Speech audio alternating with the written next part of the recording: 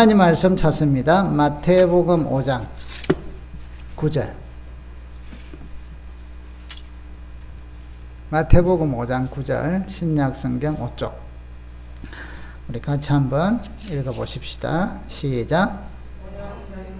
마태복음 5장 9절 시작. 화평하게 하는 자는 복이 있나니 그들이 하나님의 아들이라 일컬음을 받을 것이며. 아멘.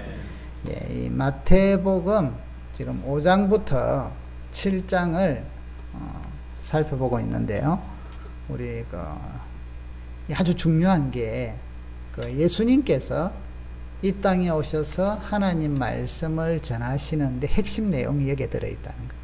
그래서 우리 5장 17절에 보면 한번 같이 읽어봅시다. 5장 17절 시작. 내가 율법이나 선지자를 폐하러 온 줄로 생각하지 말라. 폐하러 온 것이 아니요 완전하게 하려 함이라. 자, 우리가 이 말씀을 기억하셔야 돼요. 어떤 사람들은 신약을 너무 강조하다 보니까 이제 구약은 필요 없다라고들 해요. 그래서 오해담 오늘 성경에 보면 여러분 예수님께서 율법을 또 구약을 폐하러 온 게 아니라 완전하게 하러. 그러니까 예수님의 이 말씀은 구약의 전제가 없이는 안 돼요. 그렇게 되게 되죠. 구약은 신약을 통하여 해석이 되고 신약은 구약을 통해서 이해가 돼요. 그래서 여러분 구약 중에 예전적인 것이나 또 예수님이 이루신 것은 그것을 토대로 이루어졌기 때문에 모형을 할 필요가 없어서 예수님이 십자가에서 다 구원을 했는데 제사를 다시 드릴 필요가 없다 이 말이죠. 양을 잡거나 이런 거. 그래서 그런 거지. 그냥 하나예요, 하나. 그래서 우리가 신앙생활 하시면서 오해하시면 안 되는 게 어떤 사람들은 이제 그렇게 배워서 그래요. 그 잘못된 가르침이죠. 구약은 필요 없다. 율법은 다 끝났다. 끝난 게 아니라 주님은 완성하러 오셨다. 완전하게 하러 오셨다. 그렇다면 우리가 오늘 여기 이제 마태복음 5장도 보고 6장도 앞으로 이리 보겠습니다만 이 볼 때 구약의 전제가 필요하다는 거죠. 지금 듣는 사람들이 유대인이잖아요. 여기 보면 마태복음 5장에도 1절에 보면 예수께서 무리를 보시고 산에 오르사. 이 무리들이 예수님을 막 쫓아 따라다니는 무리들인데 이 무리들이 주로 유대인이에요. 그 중에는 이방인도 있겠지만 주로 유대인들. 아프리카 사람도 아니고 우리 아시아 사람도 아니고 그 당시에 유대지. 그러면 유대인들은 무엇으로 살았어요? 구약으로 살았죠. 모세의 율법으로, 모세 선지자들의 말씀으로. 그러니까 하나님의 택한 백성으로 살았기 때문에. 그래서 우리가 여기 성경들을 볼 때 항상 다 잘라버리고 내 마음에 내 생각에 들어오는 식으로만 해석을 할 때 엄청나게 위험하다. 1차적으로만 은혜가 되는 거는 제가 항상 이야기하죠. 여러분, 하나님 말씀을요, 다 은혜가 돼. 이단의 말도 은혜가 되는데, 여러분 아셔야 돼요. 이단의 내용도 은혜가 되니까 빠져들죠. 문제는 그게 바르냐 안 바르냐가 문제예요. 은혜를 받고 감동은요, 사기꾼들 이야기에 얼마나 감동받는데, 우리. 감동받아가지고, 사기꾼은 협박적인 것도 있고, 감동적인 것도 있는데, 협박적인 거에는 막 그게 휘둘리가지고 불안해가지고 따르고 감동 주는 데는 감동받아가 따르고. 그러니까 사기꾼들은 두 가지를 다 써요. 협박과 감동. 눈물을 쏙 빼갖고 다. 그러니까 여러분들이 감동받는다. 그거를 이제 우리 신앙 안에서는 은혜 받는다는 표현을 많이 쓰는데 실제 은혜의 개념하고는 좀 다르지만 일반적으로. 그래서 어떤 것이든 은혜는 받게 할 수 있어요. 감동은 줄 수 있어요. 그러니까 그것 가지고 이게 바른 말씀이다. 그게 아니라 본질이, 뿌리가 바른가 안 바른가 이걸 봐야 돼. 성경 해석을 바로 하는가 안 하는가를 봐야지 내한테 와닿았다. 오늘 말씀 와닿았다. 물론 당연히 와닿아야죠. 그런데 잘못된 것이 와닿으면 우리를 멸망의 길로 인도한다는 거죠. 그래서 성경을 볼 때 특별히 신약은 구약의 토대 위에 있다는 걸 항상 기억하셔야 돼요. 그래서 구약에서 잘못 방향으로 이해한 것, 잘못 적용하고 있는 것들을 예수님께서 그 껍데기를 벗기시면서 뭐예요? 바로 본질을, 하나님의 마음을 바로 알려주는 게 예수님의 사역들이에요. 말씀 가르칠 때. 그리고 그때 부족했던 거를 다시 완성시켜 주시고. 자, 그러면 오늘, 그래서 이제 팔복도 사실은 그렇기 때문에 제가 하나씩 살펴볼 건데요. 설명을, 이걸 성경 해설로 들어갔다가 도무지 안 되겠어서 지금 설교로 대치를 하고 있거든요. 그래서 이제 또 해설도 여기 짧게들 나가면서 진행을 하도록 합니다. 오늘은 일단 9절. 화평하게 하는 자는 복이 있나니 그들이 하나님의 아들이라 일컬음을 받을 것이며. 자, 우리가 앞뒤 다 잘라버리고 화평, 때로는 평화, 평강, 내가 그 말이거든요. 그렇게 얼마든지 우리는 이야기를 할 수가 있어요. 그런데 글이 됐을 때 말씀을 바로 이해하지 못한다면 내 방식으로만 성경을 해석하게 돼요. 자, 여기 보면 화평이라는 말이 헬라어로 에이렌이라는 말이에요. 에이렌. 이게 이제 히브리어로는 우리가 잘 아는 샬롬이라는 말이에요. 그러니까 화평, 평화, 화목, 평강 이런 의미다 이 말이죠. 그래서 이런 화평을 주는 사람, 평강을 주는 사람은 복이 있다. 우리는 지금 복이 있나니 되는데 이게 이제 그 원어의 성경 해석으로 보면 복되도다 화평케 하는 자여 요리 나와요. 복되도다. 그러니까 화평하게 하는 사람이 한 복되다는 거죠. 그들이 하나님의 아들이라 일컬음을 받을 것이다. 그래서 성경에 보면 이 그 화평이라는 것이 또 구약의 히브리어의 샬롬과 같은 의미라서 평화, 때로는 화평. 자, 그러면 여러분 하나님의 여러분 속성을 잘 아셔야 되는데 하나님의 속성의 여러 측면으로 우리에게 보여주는데 하나님의 속성 가운데 하나가 우리가 삼위일체 하나님이라 하잖아요. 삼위일체라는 것은 공동체를 말해요. 그러니까 하나님의 본성, 속성 중에 벌써 공동체가 나가요. 개인주의가 아니에요. 그러면 여기에는 공동체라는 것은 샬롬이라는 것은 뭐예요? 서로 화목한다, 함께한다, 더불어 한다가 나온다는 거예요. 자, 하나님께서 천지를 창조하시는 천지 창조 때 우리가 사람을 만들 때 표현해 놓은 우리의 모양과 우리의 형상대로 이거는 뭐예요? 함께, 더불어 이 말이에요. 사역은 삼위일체 하나님께서 더불어 하신 거예요. 함께 하신 거예요. 이게 속성이단 말이에요. 자, 이 하나님의 속성을 우리 교회는 우리 성도들은 이어받아야 되는 거예요. 그래서 여러분 아주 중요한 게 이 함께와 더불어가 화평 속에 있다는 거예요. 샬롬, 평강, 이건 함께. 자, 그러면 여러분 우리가 하나님의 속성이 함께하고 더불어 하시는 것인데 우리가 믿음 생활하면서 한 가지 오해를 하는 것들을 조금 접어두셔야 돼요. 이 효율성이라는 거 있죠. 여러분 교회의 효율성과 세상의 효율성은 달라요. 요걸 오해를 하면 우리 세상의 효율성은 잘 알아요. 어떤 A라는 일을 하려고 하면 예를 들면 자, 이 핸드폰을 만들려 하면 어떻게 해야 돼요? 가장 효율성이 높이려면 가장 원가가 절감돼야 되고 자, 이것을 만드는 데 투자되는 시간이 어떻게 돼야 돼요? 길어야 돼요? 짧아야 돼요? 짧아야 되죠. 임금이 작게 들어야 돼요? 많이 들어야 돼요? 작게 들어야 돼요. 그리고 빠른 시간 내에 저비용으로 그리고 또 고수익을 얻으면 최고의 효율성이죠. 사회에서 모든 게 그렇잖아요. 짧은 시간, 저비용, 그러면서 고수익 혹은 좋은 결과, 이게 효율성이에요. 우리는 이 효율성을 배워왔어요. 근데 여러분 이 배웠던 효율성을 가지고 교회에서 교회 일도 이렇게 해나갈 때 빗나가 버린다는 거예요. 교회도 저비용으로 작은 시간 들여서 빨리 막 효과가 나타나면 막 전도를 하고 교회 일을 어떻게 하고 또 막 이렇게 하면 좋지 않느냐. 여러분 이것은요 전혀 다른 방향으로 나가요. 교회의 효율성은 저비용, 저시간, 소득이 아니라 함께 하는 데는 낭비 시간이 들어가. 웃기게도 함께 하는 데는 저비용이 아니라 때로는 고비용이 들어가. 우리가 교회 일을 하다 보면 속 터지는 일들이 특히 이제 저 같은 경우 예를 들면 리더들이 어떤 일을 여러분들이 이제 앞으로도 뭐 구역장도 하고 또 회장도 하고 리더가 되잖아요. 이럴 때 어떤 일을 딱 하려면 우리는 배워온 게 있잖아. 착착착 하면 이거 빨리 시간 아끼고 빨리 일을 해내고 끝낼 수가 있는데, 이거는 사회에서는 맞아요. 교회에서는 빨리 이래버리면 많은 사람이 떨어져 버려. 처져 버려. 이게 동참을 못해.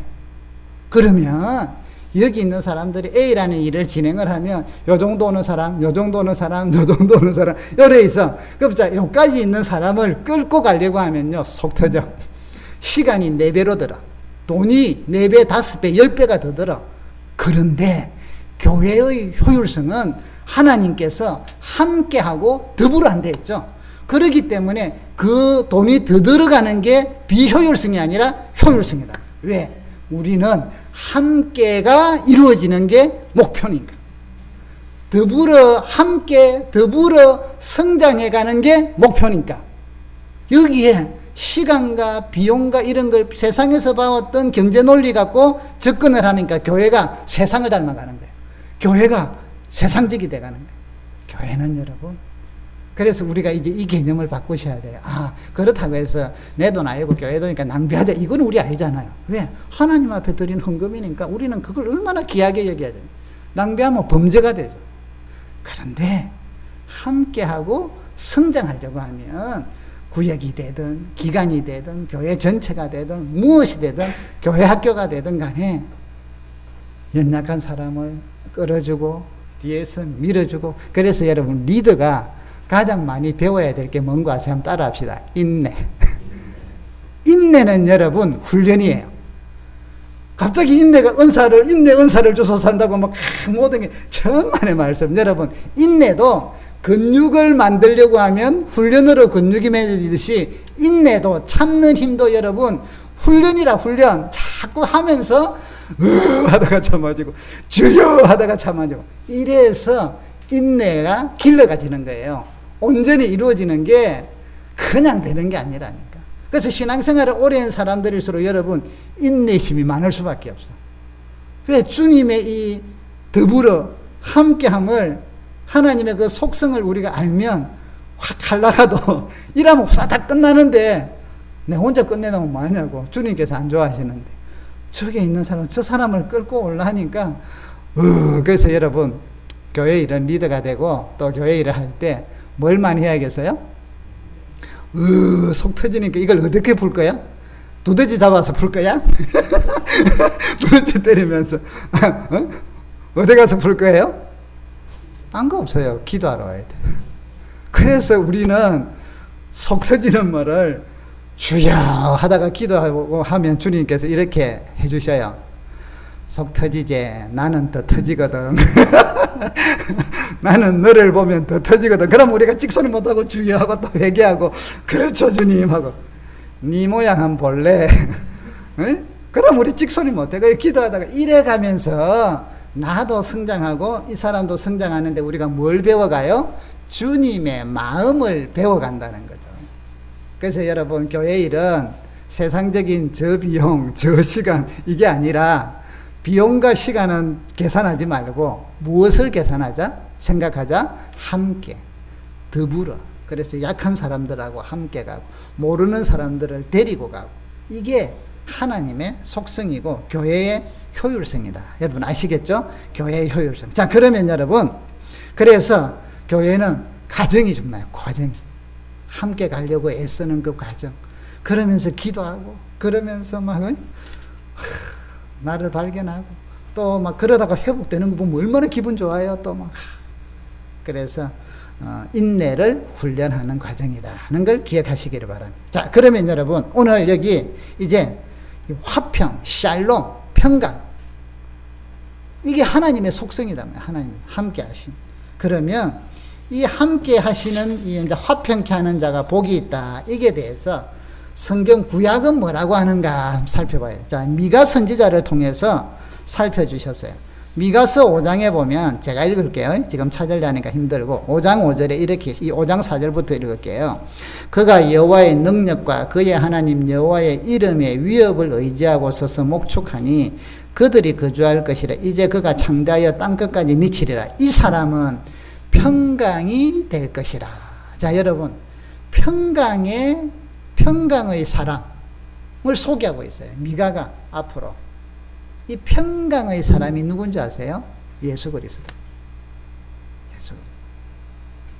이사야서 보면 이사야서 9장에 이렇게 나와요. 이는 한 아이가 우리에게 낳고 한 아들을 우리에게 주신 바 되었는데 그의 어깨에는 정사를 메었고 그의 이름은 기묘자라 모사라 전능하신 하나님이라 영존하시는 아버지라 평강의 왕이라 할 것임이라. 자, 이사야 선지자를 통하여는 평강의 왕이 오실 걸 이야기하고 누구예요? 예수 그리스도. 그래서 여러분, 이 화평케 하는 자, 평강의 왕이 누구냐면 1차적으로 누구예요? 예수 그리스도가 올 것을 선지자들을 통하여 말씀해 주셨다는 거예요. 그래서 화평케 하는 자는 복이 있나니 했을 때 1차적으로 화평케 하는 자는 예수 그리스도죠. 자, 그러면 예수 그리스도께서 오셔서 어떤 화평, 어떤 평강을 만드셨느냐? 첫 번째로요. 요건 한번 찾아볼까요? 에베소서, 신약이니까 여러분 빨리 찾겠죠? 2장 14절 같이 한번 읽어봅시다. 에베소서 2장 14절 시작. 그는 우리의 화평이신지라 둘로 하나를 만드사 원수된 것 곧 중간에 막힌 담을 자기 육체로 허시고 15절 법조문으로 된 계명의 율법을 폐하셨으니 이는 이 둘로 자기 안에서 한 새 사람을 지어 화평하게 하시고 16절 또 십자가로 이 둘을 한 몸으로 하나님과 화목하게 하려 하심이라. 원수된 것을 십자가로 소멸하시고. 자, 여러분, 화평케 한 평강의 왕이신 예수님께서 무엇을 화평하게 하셨느냐? 첫 번째, 이방인과 유대인을 하나로 만드셨다. 주님의 십자가에 죽으시면요, 이 나누어진, 그래서 선이 있어서 담이 있어서 합쳐질 수 없는 것을 에베소서 오늘 2장 14절에 막힌 담을 자기 육체로 흘어버리셨다는 거예요. 막힌 담. 둘로 하나를 만드사 원수된 것. 이방인과 유대인들은 원수 같잖아요. 유대인들은 이방인들은 뭐 사람 취급도 안 하고 개와 같다고 하고. 왜? 버린 자. 그래서 이것을 뭐라고? 자기 육체를 허셔서 담을 허물어 버리셨다. 주님의 십자가는 이방인과 유대인들, 인간들 사이에, 그래서 그걸 조금 더 적용을 하면 신분, 계급, 성별 이런 모든 것을 허물어 버리셨다. 화목해 하십니다. 자, 그래서 여기 오늘 15절에 보니까 이 둘을 자기 안에서 한 새 사람으로 만들었다. 이게 교회라는 거예요. 교회. 그래서 이방인과 유대인이 하나 된 공동체. 이게 교회예요. 자, 이 둘을 16절 이제는 한 몸으로 만드셨다는. 그리고는 누구와 또 화평케 했냐면 하나님과 화목하게 했다. 할렐루야. 여러분, 예수님의 십자가는요, 화평케 하신 예수님은 인간들 세계에 있었던 이 벽, 담을, 그게 신분이든 계급이든 무엇이든 간에 다 허물어 버리시고 하나로만, 이방인과 유대인은. 그래서 한 몸, 그래서 교회는 주님이 교회의 머리라 하잖아요. 한 몸으로 만드시고, 이 한 몸으로 만든 사람들, 이 사람들이 어떤 사람이에요? 죄악 가운데 있는 사람, 하나님과 떠나 있는 범죄 가운데 있는 사람들을 하나님과 이제는 뭐예요? 화평하게 하셨다. 화목하게 하셨다. 놀라운 일이에요. 이거 주님의 사역이시다. 그래서 여기 보니까 16절 십자가로 이 둘을 한 몸으로 하나님과 화목하게 하려 하심이라. 원수된 것을 십자가로 소멸하셨다. 범죄한 인간은 하나님하고 원수가 되어 있다. 이것을 십자가로, 그래서 이게 바로 하나님의 의가 되게 하셨다는 거예요. 하나님의 의가 되게. 여러분, 화평으로 오신 주님, 평강의 왕으로 오신 주님께서 어떻게 화목하게 하셨냐? 사람들끼리 화목하게 하시고 그 사람들을 하나님과 화목하게 하시는. 그래서 여기 보니까 하나님의 아들이다. 하나님의 아들이 오셔갖고 이 일을 하셨다는 거예요. 이 일을. 얼마나 놀라운 일이에요. 그렇기 때문에 이제 우리는 주님이 십자가를 통하여 하나님과 화목해 되었기 때문에 우리는 죄로부터 자유하다. 여러분, 이 은혜를, 화평을 누릴 수 있기를 바랍니다. 하나님과 이제는 화평한 자입니다. 하나님과 내가 화평한 자, 그리스도를 통하여. 자, 그러면 주님 화평케 해주시는 주님께서 요한복음 14장 27절에 보면 이렇게 말씀을 합니다. 평안을 너희에게 끼치노니 곧 나의 평안을 너희에게 주노라. 내가 너희에게 주는 평안은 세상이 주는 것과 같지 아니하니 너희는 마음에 근심도 하지 말고 두려워하지도 말라. 자, 여러분, 주님이 주시는 평안과 세상이 주는 평안이 있어요. 오늘 주님이 다르다 했거든요. 그래서 세상이 주는 평안과 같지 않다. 세상도 여러분 우리에게 평안을 줘요, 안 줘요? 어떤 거 줘죠? 그렇지. 자, 돈이 생겼을 때 막 애달판 데 딱 생기면 얼마나 기분 좋아, 평안. 근데 그것이 영원토록 해요? 아니죠. 또 없어지면 또 이제 더 큰 또 목표가 생기면 또 쪼달리고. 그러니까 세상이 주는 평안, 때로는 어떤 기쁜 일이 생겼다거나 목표가 이루어졌거나 이러면 우리는 기쁘고 평안을 누려요. 그런데 이게 일시적이라는 거죠. 세상이 주는 평강은 일시적이라. 그거 끝나고 나면 이제는 이미 그것을 맛봤기 때문에 그 이상의 것을 요구해요. 그 이상의 것을 또 누리고 나면 또 우리의 끝없는 세상이 주는 평강은 기간의 차이는 있지만 일시적이라는 거예요. 일시적. 그런데 주님이 주시는 평강은 어떤 것이냐, 여러분. 주님께서 요한복음 14장 27절에서 내가 너희에게 평안을 주노라, 내가 주는 평안은 세상과 같지 않다 해놓고 쭉 나가면서 그 다음 사건이 십자가 지러 가시는 거예요. 겟세마네에 기도하러 가시고 십자가를. 결국 여러분, 주님이 주시는 평강은 자신을 주시는 거죠. 자신을 주시는 거예요. 자신의 생명을 주시면서 우리에게 생명을 얻게 하셨던 거예요. 그래서 주님이 주시는 평강은 자기의 몸으로 생명을 주면서 주시는 평안이기 때문에 그 평안은 영원하다는 거예요. 그 평강은 주님이 영원하신 것처럼 영원하다는 거예요. 우리가 어떤 문제가 생겨서 주님 앞에 기도하고 주님과 함께하고 그분의 은혜를 통하여 그 문제를 해결했어요. 그 문제로 평강을 누리세요. 그럼 이제는 한번 해주신 게 끝이다가 아니라 또 살다 보니 다른 문제가 생겨. 또 어떻게 해요? 주님이 평강을 주세요. 또 다른 문제가 생겨. 언제까지? 영원토록. 이 땅에 있는 동안에 영원토록. 주님 갈 때까지. 그래서 여러분, 주님이 주시는 평강은 이미 십자가에서 자기를 드림으로 주셨기 때문에 우리는, 여러분들은 언제든지 몇 번이고 1000번이고 10,000번이고 그 평강을 위하여 기도하고 누릴 수가 있다는 거예요. 이 주님이 주시는 평강.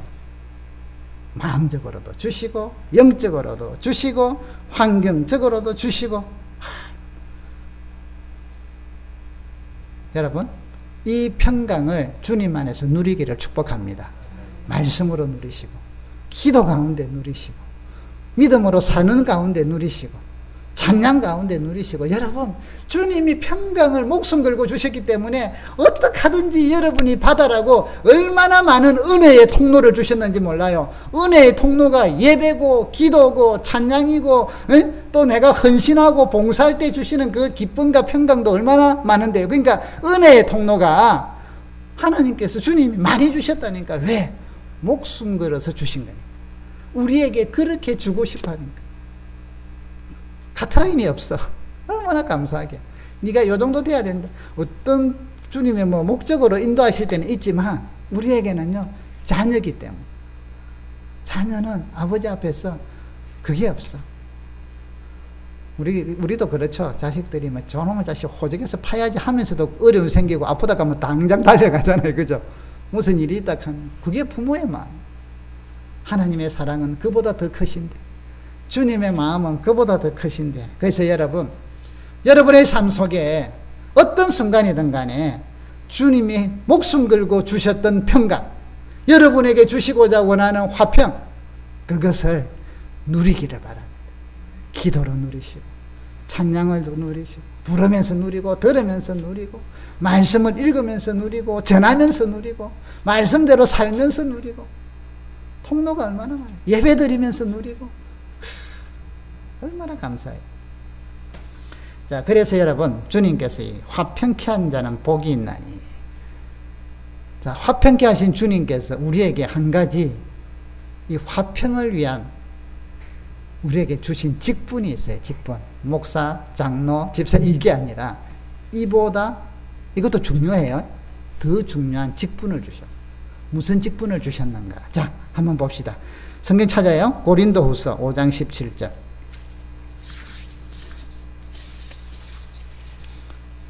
고린도후서 5장 17절. 같이 읽어볼까요? 고린도후서 5장 17절부터 19절까지 시작. 그런즉 누구든지 그리스도 안에 있으면 새로운 피조물이라 이전 것은 지나갔으니 보라 새 것이 되었도다. 모든 것이 하나님께로부터 났으며 그가 그리스도로 말미암아 우리를 자기와 화목하게 하시고 또 우리에게 화목하게 하는 직분을 주셨으니 곧 하나님께서 그리스도 안에 계시사 세상을 자기와 화목하게 하시며 그들의 죄를 그들에게 돌리지 아니하시고 화목하게 하는 말씀을 우리에게 부탁하셨느니라. 아멘. 자, 여러분 18절에 보니까 무슨 직분을 주셨다고요? 화목하게 하는 직분. 이야, 여러분 날 여기 보니까 주님께서 주님이 우리의 화평이시면서 이제 우리에게 그 화평을 이어받게 한다면, 그래서 화평케 하는 자가 복이 있고 그들이 하나님의 아들이라 일컬음을 받을 것이요 주님만이 아니라 이제 우리들도 그렇게 된다. 자, 이 일을 감당할 수 있도록 이것을 주님이 우리에게 맡기신 게 있다. 그게 직분이에요. 직분. 어떤 직분요? 화목하게 하는 직분. 어느 곳에 가든지 화목하게, 화평하게 하는. 우리 그런 거 있죠. 우리 사람도 재미있게 있다가 어떤 사람이 들어오면 쓸렁해지는 거. 자, 이 사람은 화목하게 하는 사람이 아니라 에어컨을 장치하는 사람. 어떤 데는 좀 쓸렁했는데 어떤 사람이 오면 그냥 분위기가 싹 바뀌어. 그래서 막 웃고 이러는 경우 일반적으로도 그리 많이 하잖아요. 그죠? 자, 화평케 하는 사람, 화평을 만드는 사람. 때로는 그래서 이런 화평을 만드는 사람이 오늘 주님께서 우리에게 원하신다는 거죠. 주신 직분이라는 것을 잊지 마시기를 바랍니다. 화평을 만들게 하는 사람. 주님께서 본을 보여주셨잖아요. 자, 그러면 여러분 화평을 만드는 이런 귀한 직분을 주셨기 때문에 이거는 그냥 가만히 있으면 되는 게 아니라 만드는 자니까. 그죠? 화평을 만들어. 여러분 이 세상은 사탄이 주관을 하니까 뭘 만들어요? 미움과 시기와 싸움과 질투와 이런 걸 만드는 세상이에요. 그러니까 이 세상에는 들어가면요, 어느 그 순간에 크면 크든 작으면 작거든 어떤 그룹이 있으면 그 속에는 뭐가 있어요? 시기와 질투와 이런 것들이 이 세상에는 있을 수밖에 없어요. 그곳에 화평케 하는 직분으로서 우리를 보내신다 이 말이죠. 그곳에 분열이 있는 곳에 평화가 있도록, 미움이 있는 곳에 사랑이 있도록, 시기가 있는 곳에 사랑이 있도록, 눈물이 있는 곳에 평강이 있도록 그곳에 누구를 보내요? 주님께서 주님의 자녀들을 보낸다는 것입니다. 얼마나 놀라운 것이에요. 그래서 우리가 여기에 대해서 잘 깨달으셨던 우리 믿음의 선조 중에 프란시스라는 분이 기도를 만드는 게 있잖아요. 많이 들어보셨죠? 평화의 기도. 주여 나를 평화의 도구로 써주소서. 미움이 있는 곳에 사랑을, 직분, 화평의 직분으로 갔으니 상처가 있는 곳에 용서를, 분열이 있는 곳에 일치를, 의혹이 있는 곳에 믿음을 심게 하소서. 어느 무엇이 생기면 막 계속 의혹만 불러일으키는 사람이 있어. 그래갖고 막 여시 그렇게 만들고 서로 그것이 뭐야? 믿음을 심어. 그래서 생기다가도 주저앉게 만들어. 서로. 여기 그 다음 또 오류가 있는 곳에 진리를, 절망이 있는 곳에 희망을, 어둠이 있는 곳에 광명을, 슬픔이 있는 곳을 기쁨을 심게 하소서. 여러분, 우리 주님께서 주신 이 직분, 화목의 직분, 화평케 하는 직분, 이 직분을 잘 생각하면서, 야, 여러분, 우리는 항상 신앙생활에서 아셔야 될 게, 우리가 돌을 많이 따서 이렇게 되는 거 아니에요. 우리 기독교의 출발이 그게 아니에요. 그리 되려면 이건 또 하나의 율법이라 힘들어 죽어 우리가 못해.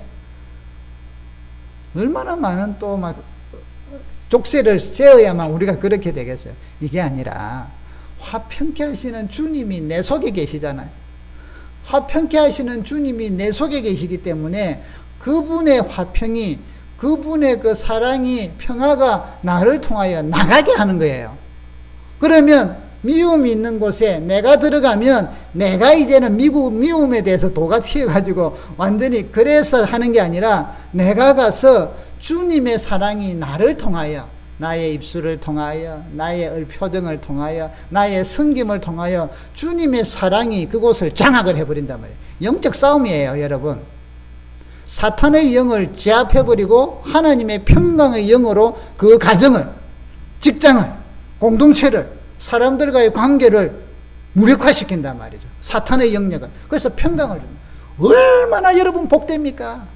이번 추석 때 여러분 가족들 만나잖아요. 뭐가 되야겠어요? 분열의 도구가 되셔야겠어요? 평강의 도구가 되셔야겠어요? 우리는 빛이잖아요. 너희는 세상의 빛이라. 내 빛이 아니야. 내 속에 있는 빛을 밝히는 거예요. 밝혀. 이 밝히는 작업 중에 하나가 뭐예요? 평화의 도구라. 화평의 도구. 화평의 직분. 얼마나 복돼요. 그래서 여러분, 오늘 주님이 화평케 해주신 이것은 나의, 여기 보니까 아까 우리 그 고린도서에 읽었잖아요. 새로운 피조물이라. 누구든지 그리스도 안에 있으면 새로운 피조물이라. 이전 것은 지나갔으니 보라 새 것이 되었도다. 여러분, 나의 슬프고 연약하고 이런 것들은 우리 다 알아요. 주님이 아셨어요. 그래서 십자가에서 주님이 다 감당하시고는 이제는 내가 너의 속에 있으니 너는 새로운 피조물이다. 이제부터는 너의 것으로 살지 말고 나의 힘으로 살아라. 나의 능력으로 살아라. 내가 인격으로, 내 인격으로 살아라. 그래서 여러분, 우리는 나의 인격으로 사는 게 아니라 주님의 인격으로 사는 거예요. 복된 사람이잖아요. 그렇기 때문에 우리가 가는 곳에는, 여러분이 가는 곳에는 이제는 어두운 곳에 빛이 비치게 되어 있단 말이에요. 여러분이 가는 곳에는 미움이 있는 곳에 화평이 있단 말이에요. 여러분이 가는 곳에는 의심과 의욕과 막 불안에 쌓인 자들이, 여러분이 가는 곳에는 사랑과 믿음과 평강이 있단 말이죠. 얼마나 내가 복된데요. 여러분이 얼마나 이제는 복된 존재인데요. 새로운 피조물이 되었는데요. 주님이 여러분 속에 계세요. 그래서 여러분, 내 속에 계신 주님으로 인하여 여러분 기뻐하시기를 바라요. 여러분의 자존감, 여러분의 정체성이 회복되기를 바라요. 이제는 내 정체성으로 사는 게 아니라 나는 주님이 내 속에 계시는, 주님을 품고 있는 하나님의 자녀로서의 정체성을 가지시란 말이죠. 그러면 세상이 작아 보여. 겁날 게 없단 말이에요. 왜? 내가 가는 곳에 이런 은혜가 일어나니까. 어둠이 있는 곳에 주님과 함께하는 내가 가니까 그곳에는 빛이 있는데, 야, 사람들에게 얼마나 슬픔이 있는 곳에 기쁨을 주는데. 그래서 여러분, 너무 도튀게 거룩하게 살려고 하지 마시고 내 속에 계신 주님을 드러내는 살려고 하세요. 그러면 신앙생활이 힘들지 않다니까. 내가 주님을 믿으니 나도 이렇게 해야지, 이런 식으로 하려니까 힘들죠. 내가 주님을 모시고 있으니 주님이 나타나게 내가 해야지. 이래서 성결하게 하고. 여러분, 그 전등 있잖아요. 이런 거는 좀 그런데, 백일전등. 백일전등에 고기 굽는 집에서 있으면 그 스름들이 많이 올라가고 백일전등을 새카맣게 그죠? 들로 쓰면 어떻게 돼요? 빛이 좀 어둡죠? 밝은 거라도. 이게 왜? 파도 싫어. 그러면 이제 밝게 하려면 뭘 해야 돼요? 등을 갈아야 돼요? 닦으면 돼. 깨끗이 닦으면 그 빛이 그대로 다 나와요. 우리가 그런 존재단 말이죠.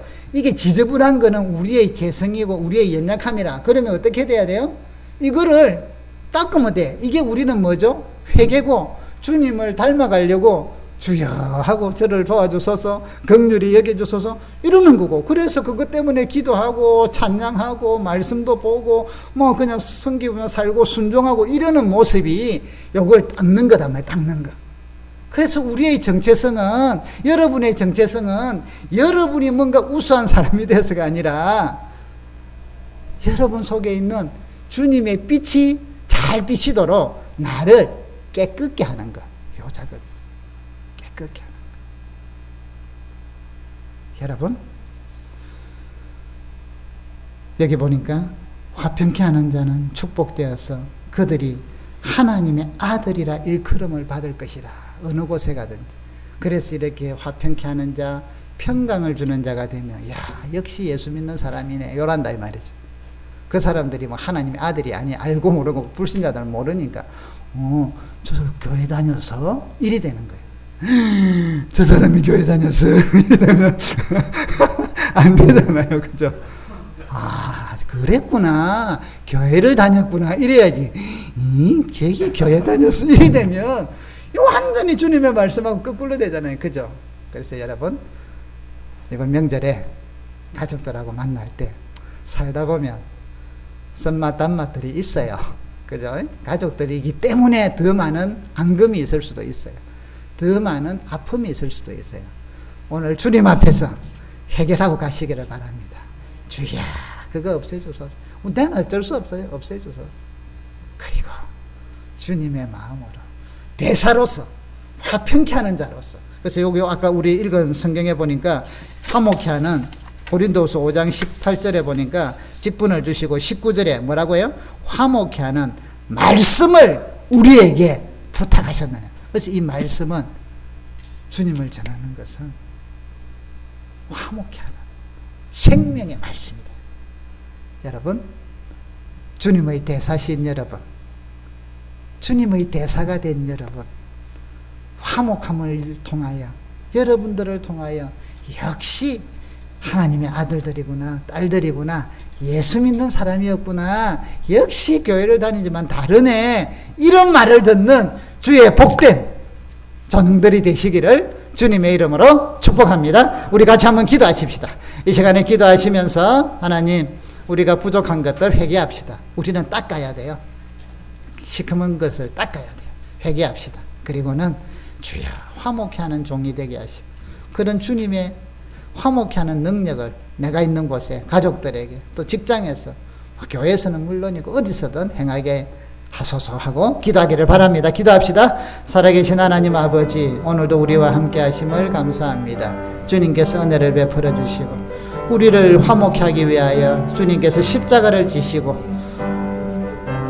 고난을 받으심을 통하여 우리를 이방인과 유대인들 하나가 되게 하시고 한 몸을 이루어 하나님과 화목하게 하신 주여, 그래서 우리가 주님의 십자가로 인하여 하나님의 아들이 되게 하심을 감사합니다. 오 주여, 이제 우리에게 이 화목케 하는 직분을 주셔서 세상을 보내시며 세상의 빛이라 하시고 세상의 소금이라 하셨는데, 하나님 화목케 하는 말씀을 우리에게 부탁해 주셨는데, 오늘 아버지 하나님, 우리가 있는 곳에 가정과 직장과 때로는 가족들과 우리가 만나는 공동체와 사람들에게 하나님의 아들이라 칭함을 받는 그런 화목하게 하는 종들이 되게 하시고 대사가 되게 하여 주시옵소서. 화목케 하는 직분을 잘 감당하는 종들이 되게 하여 주소서. 이번에 또 추석을 맞이하여 가족들끼리 모이고 할 때 하나님, 그곳에 우리 하나님의 대사들을 통하여 성도들을 통하여 가정의 기쁨과 화목이 넘치게 하여 주시옵소서. 인도하여 주옵소서. 주님이 화목을 이루어 십자가를 지신 것처럼 우리에게 주어지는 그런 고난들을, 어려움들을 두려워하지 말게 하여 주시옵소서. 인도하여 주옵소서.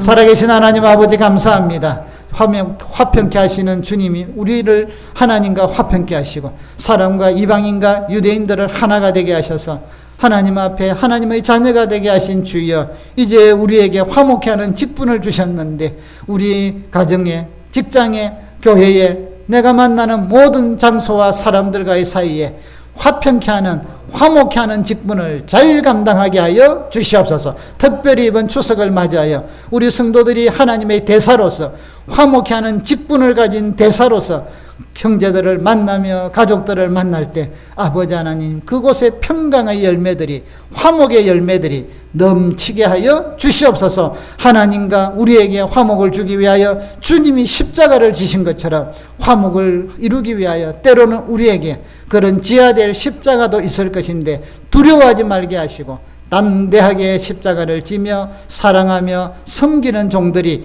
되게 하여 주시옵소서. 예수님의 이름으로 기도드립니다. 아멘.